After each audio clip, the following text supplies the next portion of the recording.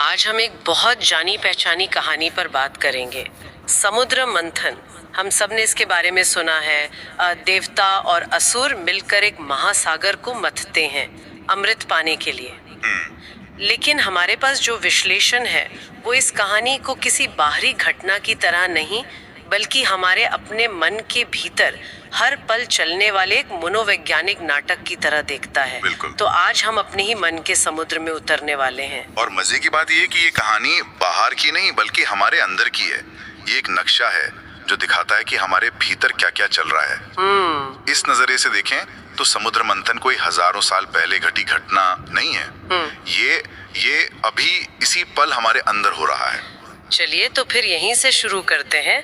कहानी का समुद्र तो क्षीर सागर था, पर इस विश्लेषण में असली समुद्र किसे माना गया है? असली समुद्र हमारा अपना मन है, हमारी चेतना। सोचिए कितना गहरा और विशाल है ये। इसमें अनगिनत विचार हैं, दबी हुई यादें हैं, गहरे डर हैं, अधूरी इच्छाएं हैं। सब कुछ इसी में घुला मिला है। अच्छा। जैसे समुद्र की सतह पर लहरें होती हैं, वैसे ही हमारे मन में रोजमर्रा के विचार होते हैं। लेकिन इसकी गहराइयों में न जाने क्या क्या छुपा है। और इस भीतरी समुद्र को मथ कौन रहा है? जाहिर है देवता और असुर। पर अगर ये सब हमारे अंदर हो रहा है तो ये देवता और असुर कौन है? हाँ, यही तो इस विश्लेषण का सबसे दिलचस्प हिस्सा है। देवता और असुर कोई बाहरी शक्तियां नहीं, बल्कि हमारी ही ऊर्जा के दो अलग अलग पहलू हैं। हमारी अपनी ऊर्जा के। बिल्कुल। देवता हमारी ऊपर उठने वाली ऊर्जा है। प्रेम, करुणा, रचनात्मकता, जागरूकता, सत्य। जैसे जब हम कुछ अच्छा महसूस करते हैं। हाँ, जब हम बिना किसी शर्त के किसी की मदद करते हैं, या जब हम पूरी तरह से किसी काम में डूब जाते हैं, तब हमारे भीतर की दैवीय ऊर्जा सक्रिय होती है। तो अगर देवता हमारे अच्छे गुण हैं, तो क्या असुरों को सिर्फ बुराई की तरह देखना सही है? क्योंकि आपके कहने का मतलब है कि मंथन के लिए दोनों जरूरी हैं। बहुत अच्छा सवाल है। तो क्या ये विश्लेषण उन्हें दुश्मन की तरह देखता है या सिर्फ एक विपरीत ऊर्जा के रूप में? उन्हें बुराई कहना शायद सही नहीं होगा। इस नजरिए से असुर हमारी नीचे की ओर जाने वाली, हमें जकड़ने वाली ऊर्जाएं हैं। जैसे वासना, गुस्सा, लालच, ईर्ष्या, डर। ये वो बेचैनी है जो कहती है मुझे और चाहिए, ये मेरा है। लेकिन कहानी में मंथन तभी शुरू होता है जब देवता और असुर दोनों साथ आते हैं। इसका मतलब है कि जीवन में आगे बढ़ने के लिए, कुछ नया पाने के लिए इन दोनों शक्तियों का टकराना जरूरी है। अच्छा। बिना इस टकराव के, बिना इस संघर्ष के चेतना का सागर शांत पड़ा रहेगा, उसमें से कुछ भी नहीं निकलेगा। ये समझना कि ये हमारी ही ऊर्जा के दो पहलू हैं, कमाल है। लेकिन ये ऊर्जा अपने आप तो नहीं टकराएगी। नहीं। कथा में इसी से लाने के लिए बड़े अनोखे उपकरणों का इस्तेमाल हुआ था। एक तरफ मंदराचल पर्वत और दूसरी तरफ वासुकी नाग। इनका हमारे भीतरी मंथन में क्या मतलब है? यहाँ पर बात और भी गहरी हो जाती है। मंदराचल पर्वत को मथनी बनाया गया था, जो बहुत भारी और स्थिर था। ये प्रतीक है हमारे भीतर की स्थिरता या साक्षी भाव का।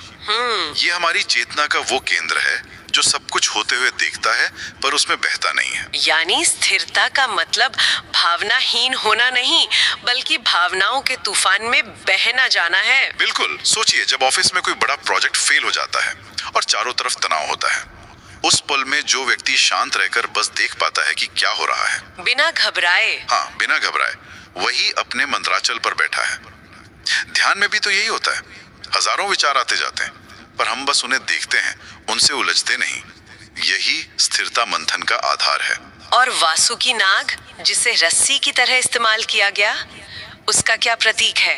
इस विश्लेषण में वासुकी की तुलना हमारी सांस से की गई है। सांस से? ये तो बहुत ही दिलचस्प है। हाँ, सोचिए, सांस ही तो वो रस्सी है जो हमारे शरीर और चेतना को, हमारी बाहरी दुनिया और भीतरी दुनिया को जोड़ती है। अच्छा। जब हम गुस्से में होते हैं या डरे हुए होते हैं तो हमारी सांस तेज और उथली हो जाती है। ये असुरों का सांस पर कब्जा है। और जब शांत होते हैं तब? जब हम शांत और प्रेम में होते हैं तो सांस गहरी और लय में होती है। ये देवताओं का प्रभाव है। इसी सांस के आने जाने से, इसी लय के बदलने से हमारे भीतर का मंथन चलता रहता है। मतलब सांस ही वो शक्ति है जो इस पूरी प्रक्रिया को ऊर्जा देती है। एकदम। अच्छा, यहाँ कहानी में एक बड़ा अजीब मोड़ आता है। इतनी मेहनत के बाद देवता और असुर दोनों मिलकर मंथन शुरू करते हैं, और सबसे पहले कोई खजाना या अमृत नहीं, बल्कि हलाहल यानी दुनिया का सबसे भयानक जहर निकलता है। हाँ। ये तो उम्मीद के बिल्कुल उल्टा है। इसका हमारे लिए क्या मतलब हो सकता है? ये एक बहुत ही गहरा मनोवैज्ञानिक सत्य है और शायद इस कहानी का सबसे जरूरी हिस्सा भी। हाँ। जब भी हम आत्मनिरीक्षण, ध्यान या खुद को बदलने की कोई भी प्रक्रिया शुरू करते हैं तो सबसे पहले मन में शांति नहीं आती। नहीं, बल्कि सालों से भीतर दबा हुआ सारा कूड़ा कचरा, सारे जख्म, सारा गुस्सा, सारी निराशा वो सतह पर आ जाती है। यही हलाहल है।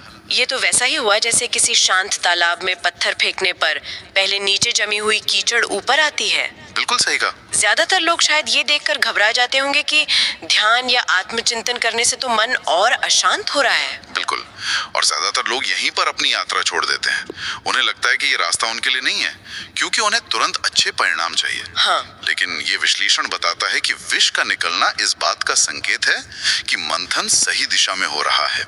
जब तक ये जहर बाहर नहीं निकलेगा तब तक भीतर छिपे रत्न और अमृत मिल ही नहीं सकते। फिर इस जहर का क्या किया जाए? कहानी में तो भगवान शिव आते हैं और उसे पी लेते हैं। इसका हमारे जीवन में क्या प्रतीक है? शिव यहाँ परम साक्षी का प्रतीक है। वो उस विष को देखते हैं और उसे स्वीकार करते हैं बिना किसी प्रतिक्रिया के, बिना कोई अच्छा या बुरा का लेबल लगाए। और यहाँ एक बहुत महत्वपूर्ण बात कही गई है। उन्होंने विष को पी लिया पर उसे पीठ में नहीं उतारा, यानी उसे दबाया नहीं। अच्छा। और ना ही उसे बाहर उगला, यानी उस पर प्रतिक्रिया भी नहीं की। उन्होंने उसे बस अपने कंठ में धारण कर लिया।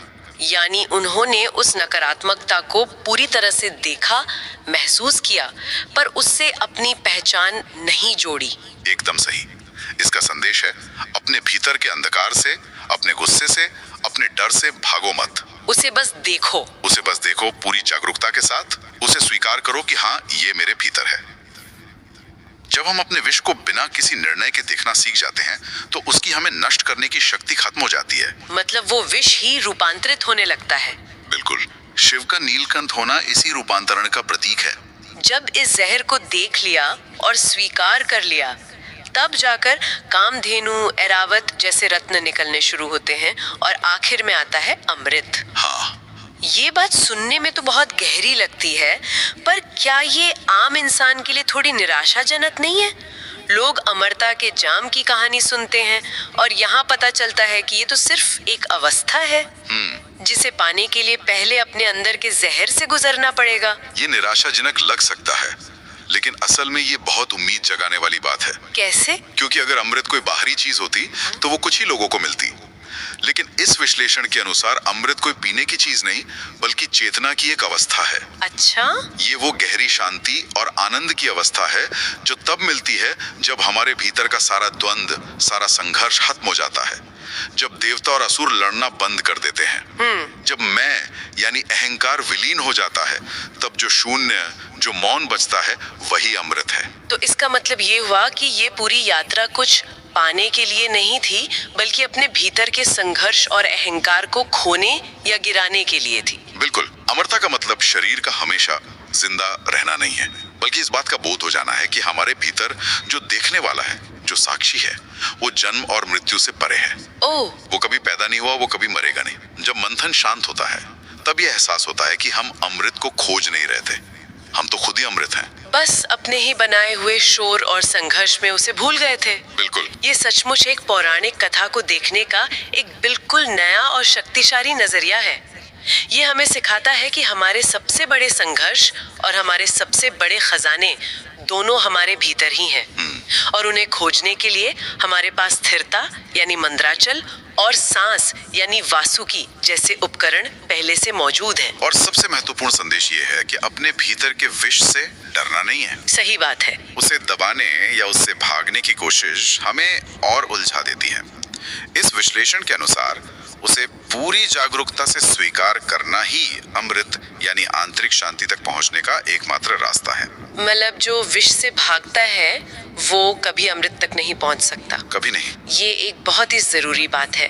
तो आज की इस पूरी चर्चा से जो एक विचार हमारे सुनने वालों के लिए रह जाता है वो क्या होगा? इस विश्लेषण में एक बात कही गई है कि मंथन के अंत में देवता और असुर दोनों थक कर शांत हो जाते हैं, एक हो जाते हैं।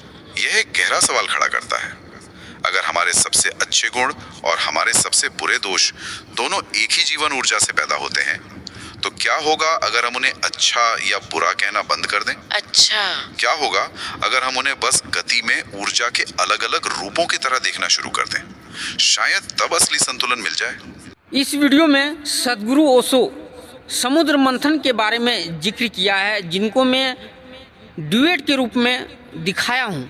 इस वीडियो को अगर मैं शॉर्ट में कहूँ तो समुद्र मंथन से ओशो ने जीवन के मंथन को जोड़ा है।